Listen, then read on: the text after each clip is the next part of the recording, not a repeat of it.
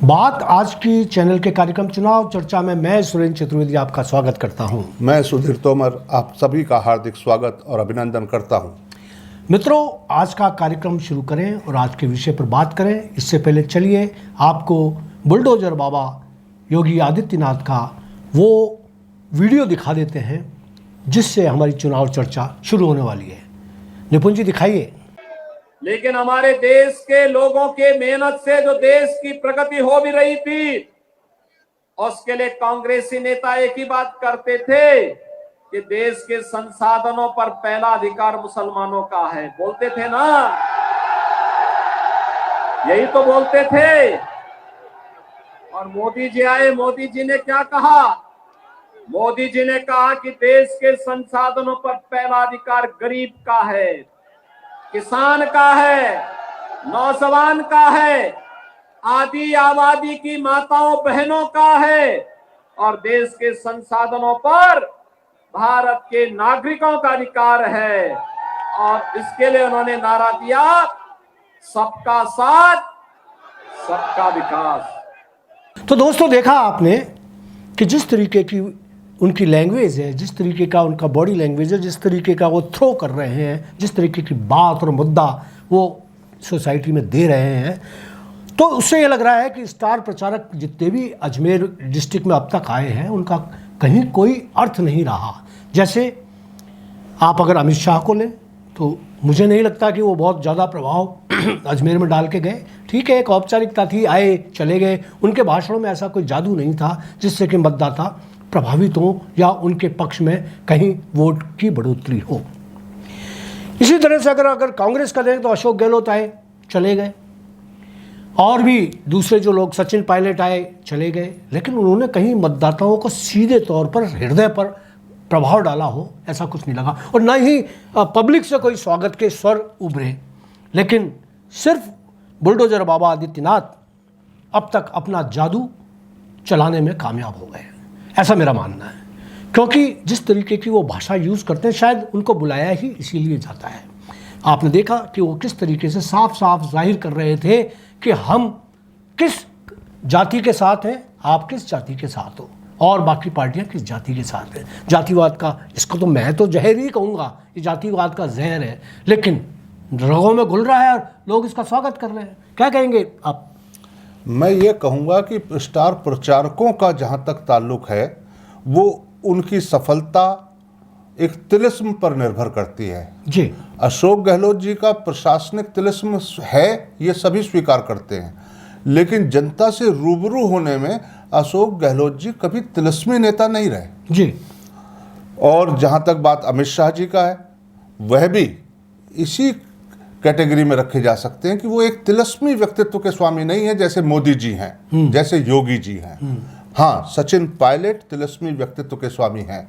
एक समाज का एक बड़ा वर्ग और युवा स्पेशली वो उनसे और उनके व्यक्तित्व से बहुत प्रभावित हैं। जैसे ये कहा जाता है कि सचिन पायलट मूलतः गुर्जरों के नेता हैं, इसी तरह योगी आदित्यनाथ को कहा जा सकता है कि वो हिंदुओं के नेता हैं। तो जिस तरह गुर्जर हिंदू का एक छोटा हिस्सा है, उसी तरह के प्रभाव क्षेत्र में भी योगी की तुलना में सचिन पायलट का प्रभाव क्षेत्र कम है। अब जहाँ तक बात आपने कही कि वो पुष्कर में जो उन्होंने वक्तव्य दिया, तो पुष्कर में जो वक्तव्य उन्हें दिया, उनका स्वागत पुष्कर की धरा पर करा ही इसीलिए गया था और इसी वक्तव्य के लिए वो जाने जाते हैं। बुलडोजर बाबा आप कह रहे हैं उन्हें। आम तौर पर राजस्थान में जहां वो आ रहे हैं प्रचार के लिए, लोग बुलडोजर बाबा की इंतजार नहीं कर रहे हैं। लोग इंतजार ही इस बात की कर रहे हैं कि योगी जी बोलेंगे वो बात जो कोई और नहीं बोल रहा। हिंदुओं को इकट्ठा कर देंगे, हिंदुओं के अंदर एक अग्नि जलाएंगे, प्रज्वलित करेंगे। तो योगी बुलडोजर बाबा के रूप में इसलिए जाने जाते हैं कि बहुत बड़े, हिंदुस्तान के सबसे बड़े प्रदेश उत्तर प्रदेश में कानून व्यवस्था की स्थिति को उन्होंने बहुत उच्च कोटि में लाके रख दिया और जो भी गलत करते पाए गए उनके खिलाफ उन्होंने उनके परिवार, उनके मकानों पर, उनकी संपत्तियों पर बुलडोजर चलवाए। बात आती है कि उस मॉडल के कारण वो यहाँ नहीं आए। वो आए हैं इस मॉडल के कारण कि उन्होंने हिंदुओं के अंदर एक विश्वास पैदा किया है कि तुम एक हो जाओ वरना तुम खतरे में हो, और पूर्व में अतीत में जो तुम्हारे साथ हुआ अब होने नहीं दिया जाएगा। इसी भावना को परिलक्षित करते हुए वो पुष्कर आए और उसमें वो सफल भी हुए। बिल्कुल सफल हुए। और मुझे ऐसा लगता है कि जो लोग भारतीय जनता पार्टी के वो लोग बाग जो ये चाहते हैं कि मतों का विभाजन इसी आधार पर हो, इसलिए धार्मिक नगरी पुष्कर के अंदर उनको बुलाया गया। उनके सामने और दूसरे भी विकल्प थे, जैसे नितिन गडकरी का विकल्प था, लेकिन सुरेश रावत कहने लगे कि नहीं, नितिन गडकरी की जगह हमें तो योगी जी को भेजिए। योगी जी आए तो उन्होंने वो काम किया जो सुरेश रावत चाहते थे, जो पार्टी चाहती थी। जहाँ तक एक एक करके मैं आप बात करना चाहूँगा कि पहले अपन पुष्कर को बात कर लें, और फिर अपन किशनगढ़ पर जाएंगे, फिर अपन केकड़ी पर जाएंगे, और फिर अपन बात करेंगे कि आगे भी उनकी यात्राएं अगर होती हैं तो किस तरीके से प्रभाव डालेंगे। पुष्कर एक धार्मिक नगरी है, हिंदुओं की नगरी है, तीर्थ स्थली है, और ब्रह्मा जी के कारण उसको पूरे विश्व के अंदर अलग तरीके से देखा जाता है। और सारी धर्मावलंबी जो है, हिंदू धर्मावलंबी खास तौर से पुष्कर आते हैं। वहाँ क्या स्थिति बन रही है चुनाव की, जिस पर मैं चर्चा करना चाहूँगा तोमर साहब। वहाँ 3 लोग त्रिकोणात्मक संघर्ष में हैं। अगर चौथा संघर्ष माना जाता है तो एक और भी माना जा सकता है, लेकिन मैं नहीं समझता कि बहुत। सबसे पहले तो सुरेश रावत जो भारतीय जनता पार्टी से इलेक्शन लड़ रहे हैं वो सबसे पहले नंबर पर चल रहे हैं। दूसरे नंबर पर नसीम अख्तर जो कांग्रेस की हैं, वो बहुत प्रभावशाली राजनेता हैं, और निश्चित रूप से वो जिस तेजी के साथ में बढ़ रही थी तो सुरेश रावत के लिए सीधा टक्कर अगर लेती तो ये बहुत मुश्किल काम हो जाता। लेकिन बीच के अंदर डॉक्टर श्री गोपाल बायती कूदे या कुदवाए गए। अब वो किस इच्छा से कूदे, लेकिन निश्चित रूप से ये बात सही है कि वो जो है वो चुनाव जीतने या हारने, या चुनाव जिताने या चुनाव हराने, इन दोनों के बीच में पेंडुलम की तरह लटके हुए हैं। मेरा अपना आंकलन है, हो सकता है गलत भी हो, लेकिन मेरा अपना आंकलन ये है कि वो चुनाव जीतने की पोजीशन में नहीं है, वो चुनाव हराने की पोजीशन में है। अब सवाल उठता, चुनाव हराएंगे किसे, नसीम अख्तर को या सुरेश रावत को? क्या सोचते हैं आप? मैं ये सोच रहा हूँ कि बायती जी का मंतव्य साफ है, और कम से कम पुष्कर की जनता तो ये बात समझ ही चुकी है, भले ही बायती जी ये बात कह रहे हो या न कह रहे हो। उन्हें ये निश्चित रूप से चुनाव, अगर वो चाहते थे कि कांग्रेस पार्टी जीते तो उन्हें चुनाव नहीं लड़ना था, और फिर भी अगर उन्हें चुनाव लड़ना था तो कांग्रेस पार्टी से इस्तीफा देकर लड़ना था जी। तो उन्होंने दोनों काम नहीं किए। तो उनका उद्देश्य शायद ये जहाँ तक है वो यही है कि कांग्रेस पार्टी चुनाव न जीते। लेकिन बायती जी का जो पैतृक गांव है कड़ैल, और उसके आसपास का क्षेत्र जो पुष्कर नगर पालिका की परिधि में भी आता है, उस हिस्से में उनका कुछ प्रभाव है, क्योंकि वो पूर्व में इस क्षेत्र के विधायक रहे हैं। अब प्रॉब्लम यहाँ आ गई कि बायती जी खड़े तो हो गए, और जहां जहां तक वो जा सकते थे अपने संसाधनों के माध्यम से, वहां तक वो जाने का प्रयास भी कर रहे हैं। लेकिन पुष्कर क्षेत्र बहुत बड़ा क्षेत्र है जी। पुष्कर क्षेत्र का 80% से ज़्यादा हिस्सा ग्रामीण है। पुष्कर ग्रामीण संस्कृति का एक परिदृश्य पैदा करता है, और उस परिदृश्य में ग्रामीण वो हैं जिनकी राय पहले से तय है, या वो भाजपा के साथ है या वो कांग्रेस के साथ है। ऐसे में बायती जी का अचानक बीच में आना और जीतने की स्थिति में न दिखलाई पड़ना उनके उपस्थिति को नगण्य बनाता है जी। तो ऐसी स्थिति में बायती जी जो नुकसान करेंगे मूलतः वो पुष्कर के आसपास की परिधि के वोटों का करेंगे। अब ये वोट योगी आदित्यनाथ अगर उनसे छीन ले गए हैं, जो कि वो सुरेश रावत से छीनते, तो निश्चित रूप से बायती जी के सामने बहुत बड़ा संकट पैदा होगा। और बायती जी, जहां तक मैं समझता हूं, कि नसीम अख्तर को नुकसान नहीं पहुंचा रहे थे, बायती जी सुरेश रावत को नुकसान पहुंचा रहे थे।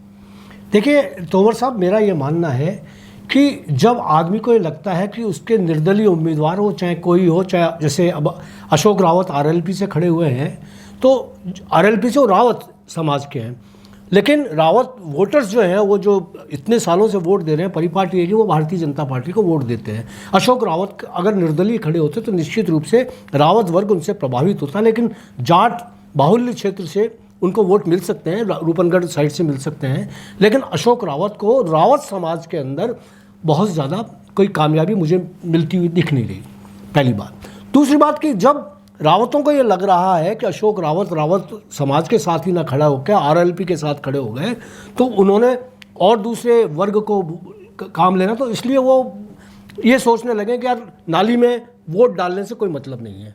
यही स्थिति हिंदूवादी लोग हैं या जो भी लोग हैं जो कांग्रेस के माने जाते हैं, जो कांग्रेस को जिसके दम पर डॉक्टर श्री गोपाल बायती इलेक्शन लड़ने के लिए मैदान में पहुंचे हैं, वो भी ये अच्छी तरह से समझ गए हैं कि नसीम अख्तर को हम वोट देंगे तो वो कांग्रेस में जाएंगे, अगर हम इनको देंगे, डॉक्टर श्री गोपाल बायती को देंगे, तो वो कांग्रेस में नहीं जाएंगे और ना वो भारतीय जनता पार्टी में जाएंगे। ऐसे ही बहुत सारे वो वोटर्स ऐसे हैं जो सुरेश रावत को वोट दे सकते थे, भारतीय जनता पार्टी को वोट दे सकते थे, वो वोट नहीं दे रहे। लेकिन आपने बिल्कुल सही फरमाया कि जैसे ही योगी आदित्यनाथ आए और उन्होंने जिस तरीके की बात, जिस तरीके की भाषा आपको मैंने सुनाई, मैं कहना भी नहीं चाहता क्योंकि मैं सांप्रदायिक सद्भाव का व्यक्ति हूँ। मैं चाहता हूँ सांप्रदायिक सद्भाव बना रहे और कहीं कोई वर्ग विशेष ना जोड़ने की बात हो, तोड़, लेकिन टूट रहा है। निश्चित रूप से उनके आने के बाद में वो लोग जो बीजेपी को वोट नहीं दे रहे थे, जो अशोक डॉक्टर बायती को वोट देना चाहते थे, वो प्रभावित हुए हैं। और एक बहुत बड़ा वर्ग ये सोच कर कि यार हम पानी में नहीं दें, या तो हम तो भारतीय जनता पार्टी के साथ भारतीय जनता पार्टी को वोट देंगे, तो वो वोट आ रहे हैं। और जो नुकसान वो कांग्रेसी होने की वजह से नसीम अख्तर को कर रहे थे, वो भी खत्म हो गए। नसीम अख्तर को भी बहुत ज़्यादा डेंट लगने वाला डॉक्टर बायती की तरफ से नहीं है, क्योंकि वो वहाँ से सारा हो जाएगा। और लग रहा है मुझे तो कि सुरेश रावत अभी चुनाव जीतने की स्थिति में। आप क्या सोचते हैं? मैं ये सोचता हूं कि अशोक रावत भी एक प्रत्याशी के रूप में दावेदार थे जी पुष्कर विधानसभा से। अब जब भी कोई प्रत्याशी के रूप में दावेदार होते हैं तो पार्टी उनका आकलन करती है और अपने चुनावी गणित के लिहाज से वो तय करती है कि किसको प्रत्याशी बनाया जाए। सुरेश रावत जी को तीसरी बार पार्टी ने प्रत्याशी चुना जी। अशोक रावत को ये अन्याय लगा खुद के प्रति जी और पार्टी हितों के प्रति। ये अन्याय लगने पर अशोक रावत जी ने पार्टी छोड़ दी और वो अब आरएलपी के उम्मीदवार के रूप में सामने है। पार्टी के बेस वोटर तो पार्टी को वोट देते ही हैं जी। उसके साथ साथ उस व्यक्ति के व्यक्तित्व के आधार पर, उसके सामाजिक संतुलन के आधार पर, उसके संपर्कों के आधार पर भी वोट मिलते हैं। सिर्फ पार्टी के वोट नहीं मिलते, प्रत्याशी की गुणवत्ता और उसके अपने गुण दोष के आधार पर भी वोट मिलते हैं। अशोक रावत जी को उनके गुण दोष के आधार पर रावत समाज के निश्चित रूप से कुछ वोट मिलने की उम्मीद रही होगी, तभी वो मैदान में उतरे हैं। ये डेंट उन मतों में है, योगी आदित्यनाथ की जो सभा हुई है, जो डेंट रावत मतों का अशोक रावत जी की तरफ जा रहा था, उन मतों में ये डेंट है। आरएलपी का जो पार्टी ली है, पार्टी का जो बेस वोटर है, उसका नुकसान नसीम अख्तर को होना है जी। क्योंकि रूपनगढ़ बेल्ट जो है वहां पे जाटों के वोट जो कि आरएलपी की तरफ पोलराइज होंगे वो अशोक रावत जी को मिलेंगे।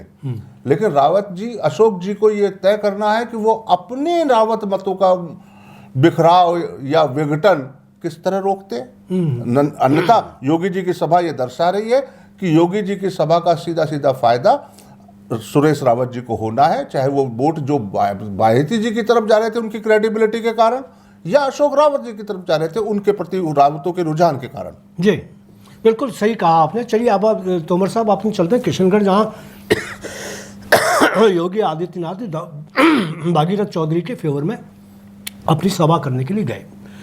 निश्चित रूप से वो किशनगढ़ गए। किशनगढ़ के अंदर जाट बाहुल्य क्षेत्र से दो जाट नेता लड़ रहे हैं। कांग्रेस से डॉक्टर विकास चौधरी लड़ रहे हैं, तो भागीरथ चौधरी भारतीय जनता पार्टी से लड़ रहे हैं और दोनों ही जाट नेता हैं।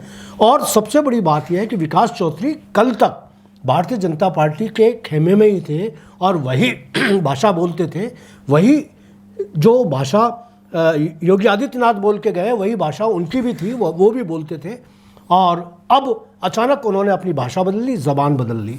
योगी जी ने किशनगढ़ में जयचंद का जिक्र किया है जी, और जयचंद का जिक्र करते समय उनका इशारा किस तरफ था ये किशनगढ़ के मतदाताओं को भी समझ लेना है और समझ रहे हैं। और अपन अगर तो साफ तौर पर कहें कि वो तो इशारे से क्यों बड़े नेता हैं, बड़े लोग हैं, हम तो बहुत छोटे लोग हैं, हम तो जो समझते हैं वो बोल देते हैं, वो लोग जो समझाना चाहते हैं वो समझा जाते हैं, हम जो समझ जाते हैं वो बोल लेते हैं। तो डॉक्टर विकास चौधरी को उन्होंने एक तरीके से अप्रत्यक्ष रूप से जो भी कहा वो उनको समझ लेना चाहिए। हम जब समझ रहे हैं तो उनको भी समझ लेना चाहिए। तो इसमें अपना भागीरथ चौधरी जो हैं उनको निश्चित रूप से जो वोट तैर रहे थे हवा के अंदर, वो इनके इतने नारे लगाने के बाद और उनकी इसी बातें करने के बाद, भावनाओं को उकसाने के बाद पोलराइज होंगे और उसका सीधा सीधा सा नुकसान दोनों को मिलेगा। सुरेश टाक को भी मिलेगा नुकसान और विकास चौधरी को भी मिलेगा नुकसान। सीधा नुकसान विकास चौधरी को मिलेगा क्योंकि वो तो पार्टी बेस्ड वो है और वो पार्टी भारतीय जनता पार्टी। सुरेश टाक शुरू से ही इस बात को समझ रहे थे कि हमें किस वोटों के आधार पर लेना है, तो अपने वोटों पर कुंडली मारकर बैठे हुए हैं। उनको मालूम है कि हमारे वोट न तो बुलडोजर बाबा के सिरकने वाले हैं, न किसी और अपने सचिन पायलट से सिरकने वाले हैं। वो जान रहे थे कि हम तो वोट सुरक्षित रखकर बैठे हुए हैं, लेकिन निश्चित रूप से इसका लाभ भागीरथ चौधरी को मिलेगा। आप क्या सोचते हैं? ऐसा है कि भागीरथ चौधरी जी एक सशक्त विजय के दावेदार हैं वहाँ जी, और विजय के दावेदार इस रूप में कि भागीरथ चौधरी जी का चुनावी इतिहास एक लंबा इतिहास रहा है। वो इस समय अजमेर के वर्तमान सांसद भी हैं और ऐसी स्थिति में जब वो भाजपा के उम्मीदवार के रूप में रण में आए, चुनावी रण में, तो वो एक मजबूत दावेदार थे। उनकी दावेदारी की मजबूती को डेंट लगाने का काम किया विकास चौधरी के उन वीडियो ने जो उन्हें टिकट ना मिलने के बाद, वो स्वाभाविक वीडियो हैं, वो फैब्रिकेटेड नहीं है, तो उन वीडियो से एक स्वाभाविक रूप से जो संवेदना व्यक्त की है या मन में एक विचार आता है कि नहीं इस लड़के के साथ शायद अन्याय हुआ, तो वो एक भावुक वीडियो है और भावुकता में जाट मतदाता बहुत जल्दी बह जाता है। तो उसमें जो लाभ विकास चौधरी को कांग्रेस से टिकट मिलने के बाद मिलता हुआ दिख रहा था, उसको पूरी तरह रोका है योगी जी की इस सभा ने।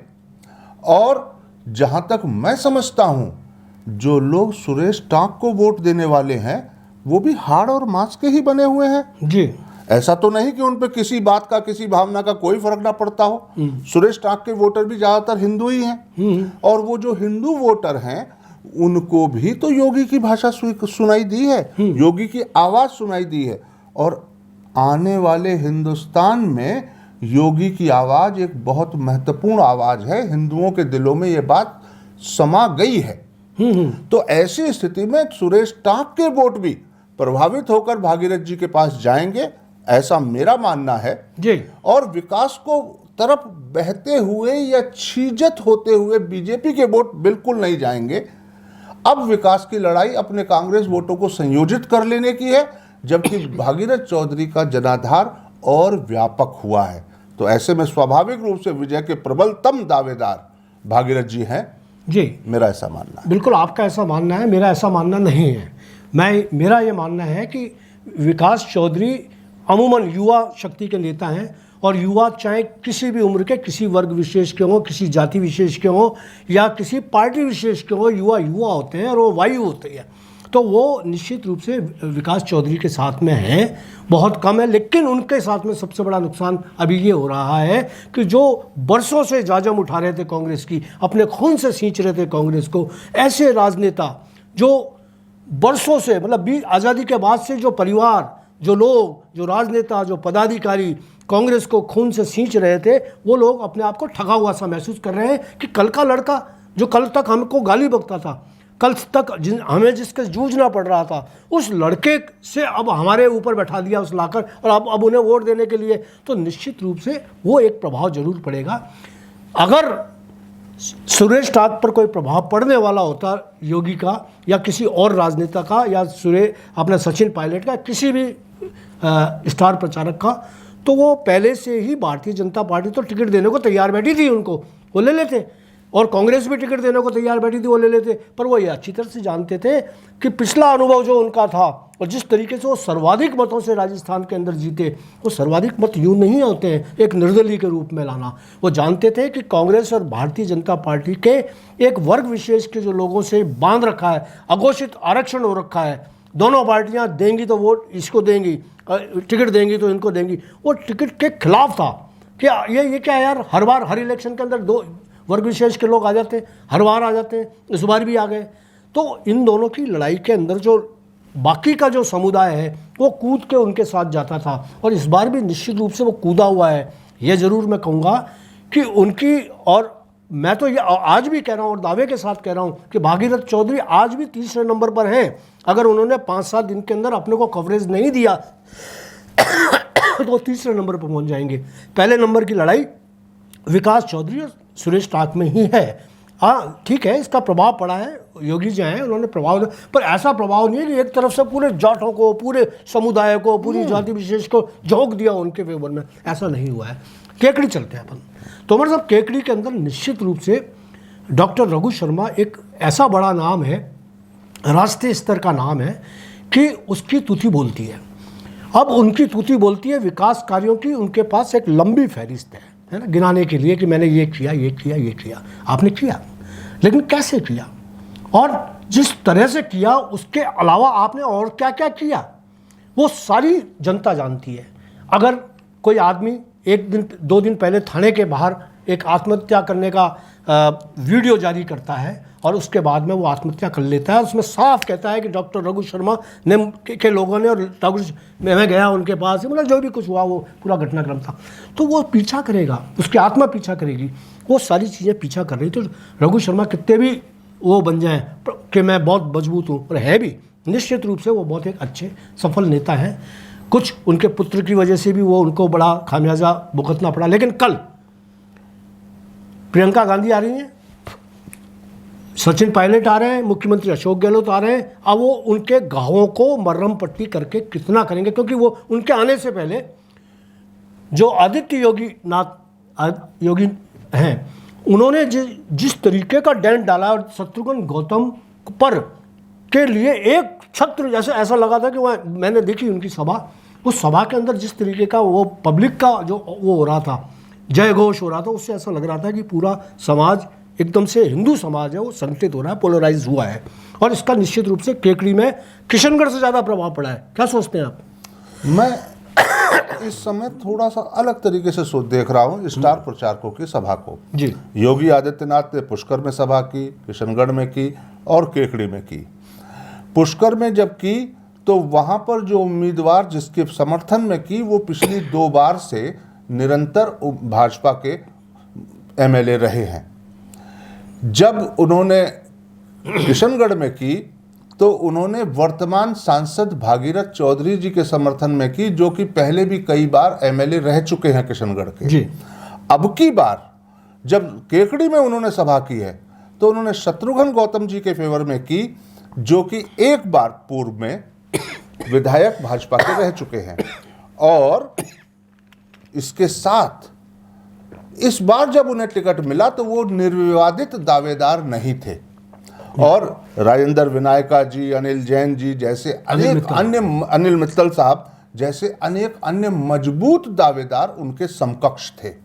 उनमें से चुनाव होना निश्चित रूप से कहीं कोई निराशा या हताशा या क्रोध की भावना साथी उम्मीदवारों में पैदा होती है। वो निश्चित रूप से डेंट देने का काम करती है। मोबिलाइजेशन जो मतदाताओं का है वो उतनी अधिक तीव्र गति से स्वाभाविक रूप से प्रत्याशी के पक्ष में नहीं होता, जबकि रघु शर्मा के पक्ष में कोई भी उनके समकक्ष दूसरा दावेदार आया ही नहीं। कांग्रेस पार्टी से, कांग्रेस पार्टी और भाजपा दोनों का अपना बेस वोट बैंक अच्छा खासा है।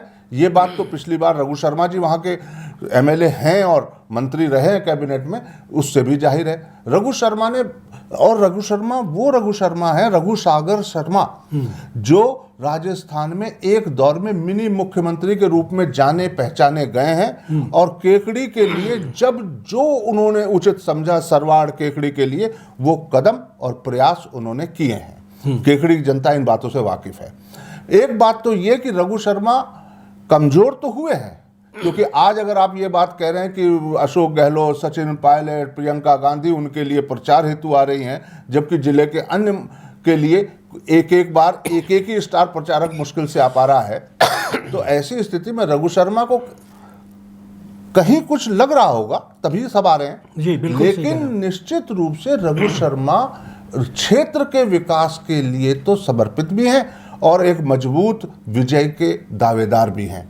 शत्रुघ्न गौतम के लेकर यह है कि उनको एक बार केकड़ी की जनता ने परखा है और द्वितीय मौका उन्हें उनके वोटर दे सकते हैं, लेकिन मजबूत दावेदारी मेरी नज़रों में रघु शर्मा जी की है। जी, आपकी नज़रों में रघु शर्मा की है, लेकिन आपने कहा है कि एक विकास की जो एक दिखावटी चेहरा है उसको देखा है, जो वो मतदाताओं का चेहरा है ना, मतदाता उनको किस रूप में देखते हैं? आए रोज किसी के यहाँ छापा पड़ना, किस निकृष्टता के साथ में उनके साथ व्यवहार किया जाना, वो सारी जनता ने देखा है। और फिर दूसरी बात है कि आपने जब शत्रुघ्न गौतम के लिए आप कुछ भी कहते रहे, लेकिन जो शत्रुघ्न गौतम थे उनको आज आप भले ही गालियाँ बक रहे हैं, मंच पर खड़े होकर कुछ आरोपित कर रहे हैं, लेकिन कल तक जब आप जीत रहे थे तो वही शत्रुघ्न गौतम आपके लिए वरदान साबित हो रहे थे। आज आपके लिए वो जब सामने खड़े हो गए तो घटिया हो गए, वो हो गए, उसका वो कुछ नहीं, जनता सब जानती है। और दूसरी बात है, जो आदमी प्रताड़ित होता है, जो आदमी पूरे 5 साल तक किसी यातनाओं को भुगतता है, उस यातना शिविर के कैदी की तरह जिन लोगों ने वो वोट देंगे वो मुकर होंगे। और ऐसे नहीं कह सकते कि एक तरफा जीत कांग्रेस की हो जाएगी। एक तरफा नहीं। और फिर आपने खुद ने कहा कि अगर होते तो योगी के आने के बाद में इतने सारे स्टार प्रचारक एक साथ क्यों आते हैं?